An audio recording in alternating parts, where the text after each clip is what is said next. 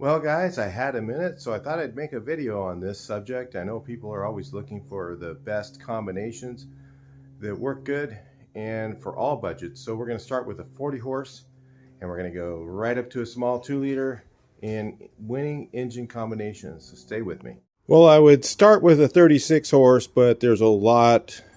Those are pretty, everything, no matter what you do, is money. So let's start with the basics on a 40 horse. Couple things that work good. One is you can stay with a 40 horse, and the other option is you can go to the 1600.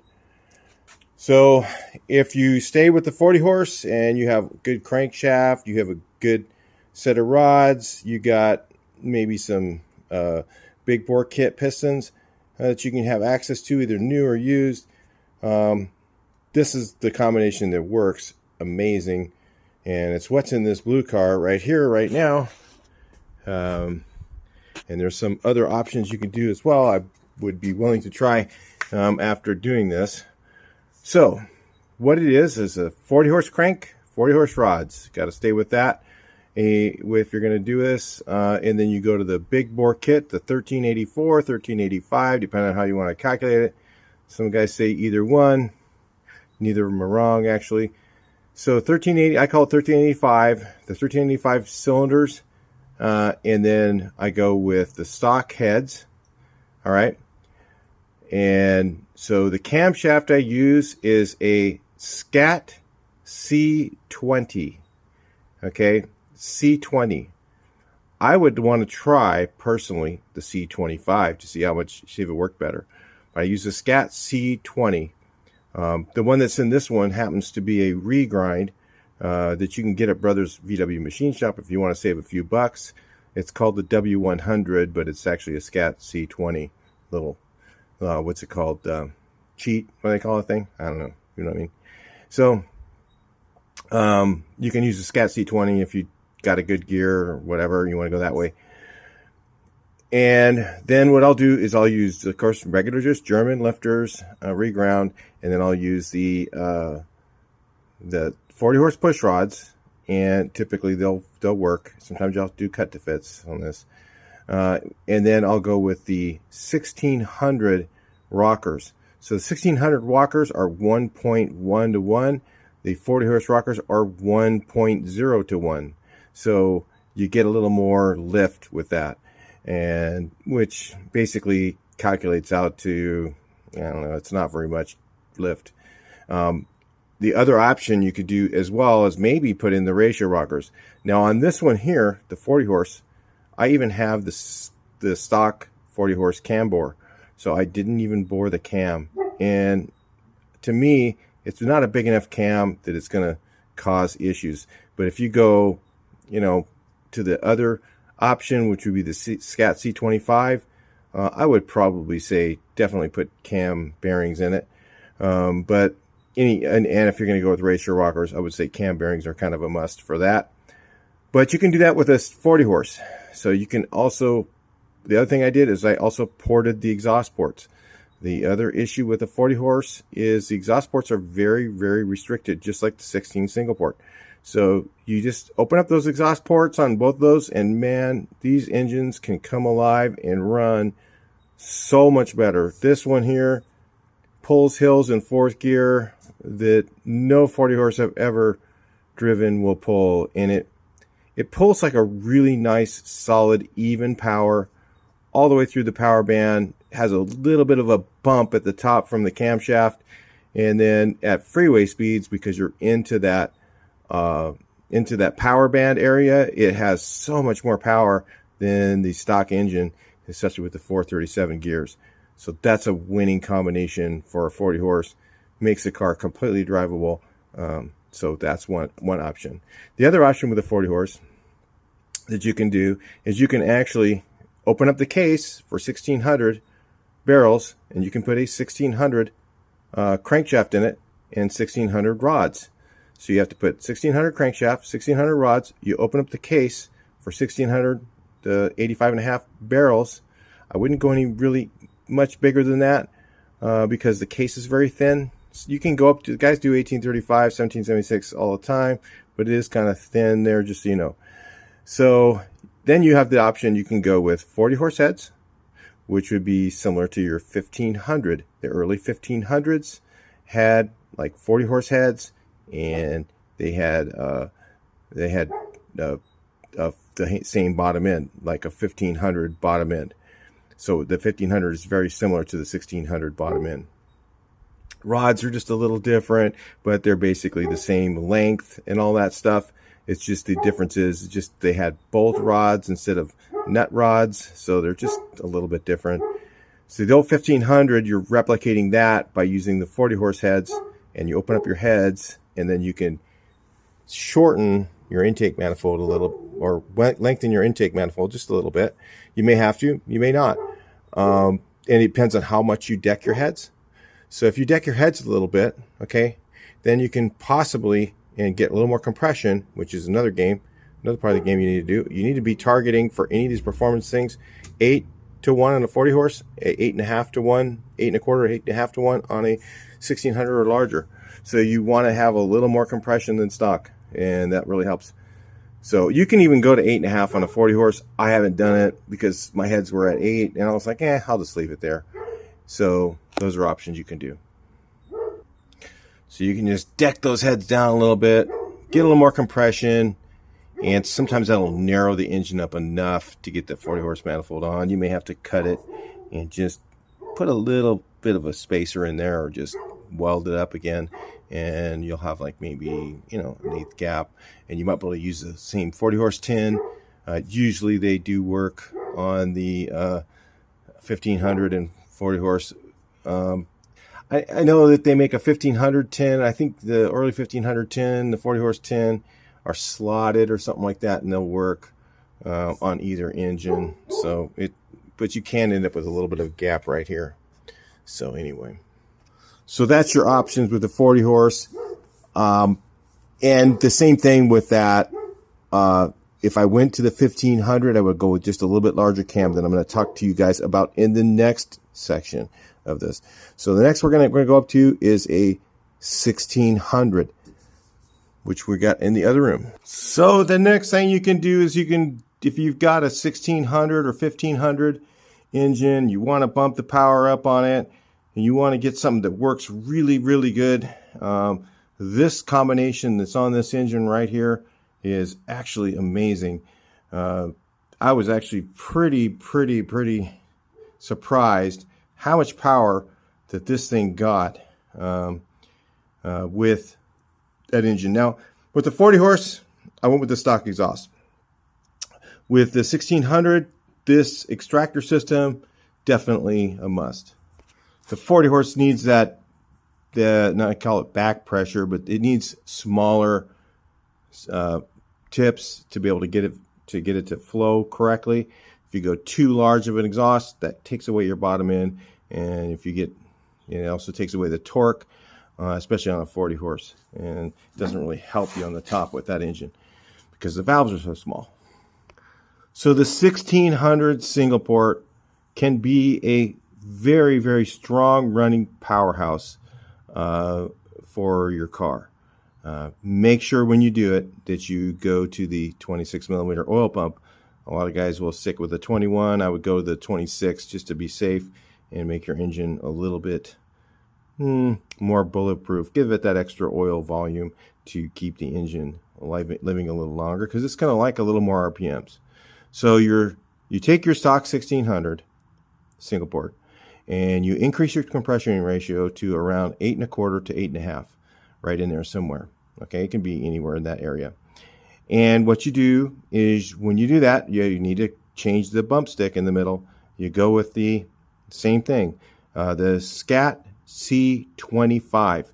Okay, the SCAT C25, and then with that, what I like to run is you want to target about 400 lift, okay, and about 265 to 270 duration. So we're in there. This cam that's in this one is a number 268. I don't even know the total specs on it, but I think it's around 400 lift and about 268 duration. So if you can find the cam that fits that profile, which is, I believe, the SCAT C25, should get you pretty close with ratio rockers, or the Scat C, actually the Scat C20 with 1.25 rockers should get you right at about 400 lift and about 265 to 270 duration, right in there somewhere. That should do it. So Scat C20. Now, forget the C25. You could use the C25, do the same thing. They're both cheaper cams. Or you can go to the Web 86, and if you really got your money you want to lay down, the Web 86 is just a more expensive version of the same type of thing. And this, the Scat C20 and Scat C25 will do the job.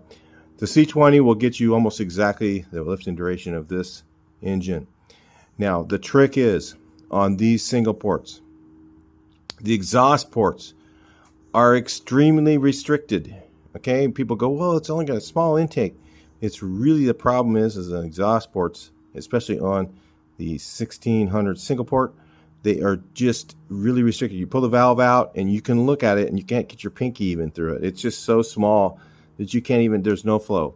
So take the exhaust port, clean it up, make it so that you can fit your pinky through pretty easily, and that usually will take care of anything. Now, remember your exhaust, the air goes around the valve and then wants to go this way. The best place to open it is where it's out further to give it more of a straight run. But you really can't do that, so you take up a little bit behind the seat where that's available. So some port guys will tell you, oh, I don't like to do that, whatever. But listen, I don't care how you do it. Open it up the exhaust. It makes a huge difference, and with that camshaft and the extra compression, you really will take a 16 single and you'll make it faster than a stock dual port, hands down, with a 16 single. So you can really get some power out of a 16 single. You'd be surprised how well it works.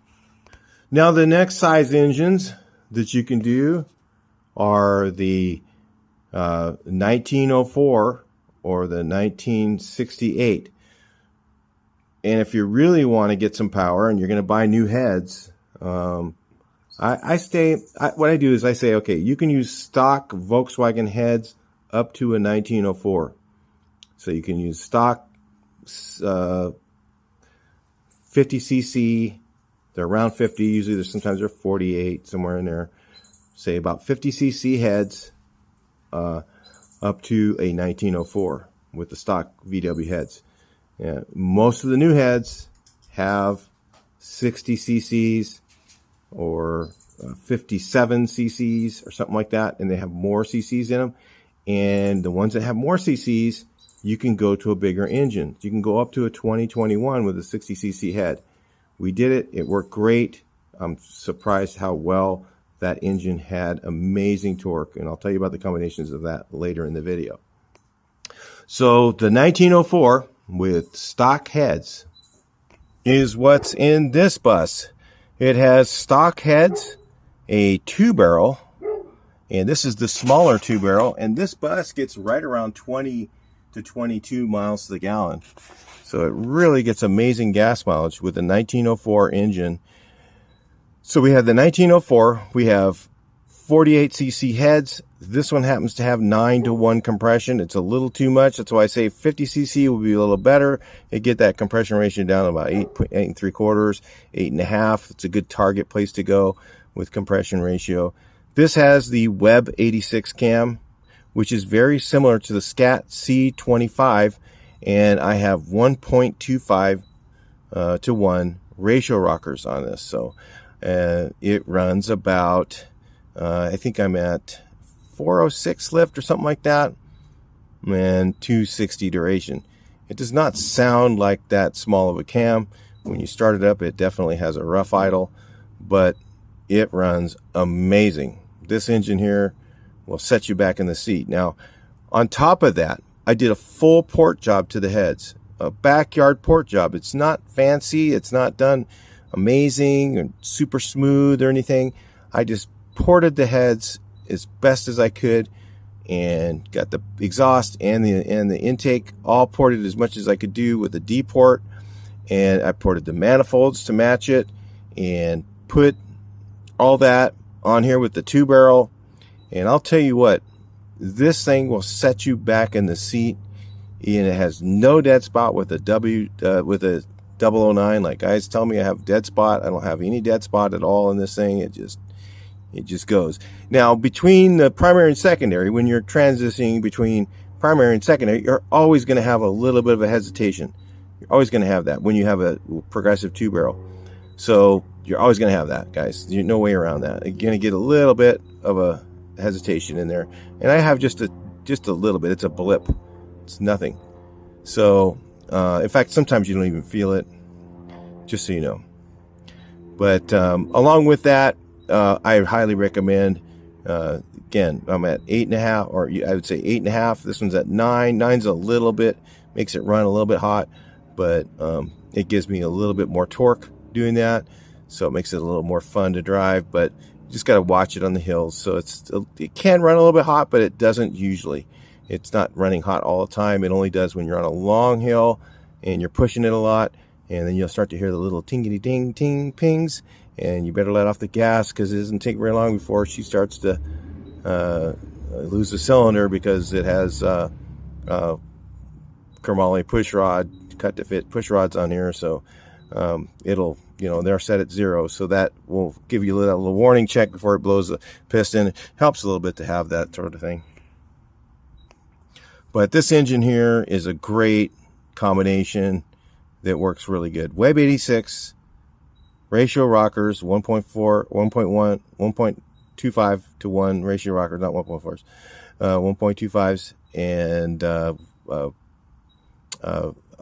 ported heads, stock valve size, and stock chambers on the heads. So old school heads, not the new ones with the better chambers. If I had the bigger chambers, then I would go to the next size engine that we're going to talk about next. So the next size engine that really works good. Now, you can go to the 1968, stay with the 74 stroke if that's what you've got, and it'll give you a little more power. But what's nice about the 92 thick wall cylinders, back in the old days, the 92s were a no-go. We did not do 92s because they were thin. Unless you're building an 1835 that you knew was going to blow up, you take it to the desert and you just run it hard and blow it up. That's why the old 2180s had a lot of bad reputation, is because they had those thin wall cylinders. The guys were using rods they took to the bench grinder and, that sort of thing. And, the engines didn't last. So that was the whole reason that they didn't. If you had the parts you have today, you could build a 2180 and build something really strong that would last for a really long time with the new parts. So the 1968 is one option. If you're putting on new heads, you can stay with stock valves, okay, or you can go to the bigger valves. So you kind of run into the big valves are going to cost you a little more money. So you can get the big valve heads from A Performance, is the cheapest place to get them. The Panchitos are awesome, a little more money, but if you want to spend the money, they're better heads. It's just up to you. I stay with the AAs. They work fine. A lot of guys go to the Panchitos. They are definitely better heads if you're going to go with the bigger valves. Now, this is kind of where you end up, if you want more torque, the small valves give you the mid-range performance. Okay. If you want a little more top end, like if it's in a Beetle, the big valve heads will work a little bit better. In a bus, it may not work quite as good. It just depends on where you want your power. In a bus, they're going to have a little bit less bottom end power. You're going to lose a little bit. If you go with big valve heads, you have to go with, so if you go with 40, 35 valves, you really need to go with the 1.5-inch exhaust. Okay, you have to go 1.5 inches. And that means you either lose your heater boxes or you go with the large bore heater boxes, which don't heat as well. It's, those are things you lose when you go to the bigger valves and the bigger exhaust. You'll gain some top end power. You'll gain some additional flow at top end. Your engine's going to possibly run a little bit cooler at cruising speed on long drives by running the bigger valves, because the engine's going to flow a little bit better. Now, the 16, if you go with the stock valves on the 40, instead of going with the 4035s, I've gone the same way up to the 2021. Now the 2021 is just a 76 stroke. You can go 74 or 76 and end up with, what's the smaller 76. I'm not sure what the number is, but if I go with 76, I'm going to go right up to the 2021. That's the 76 by 92.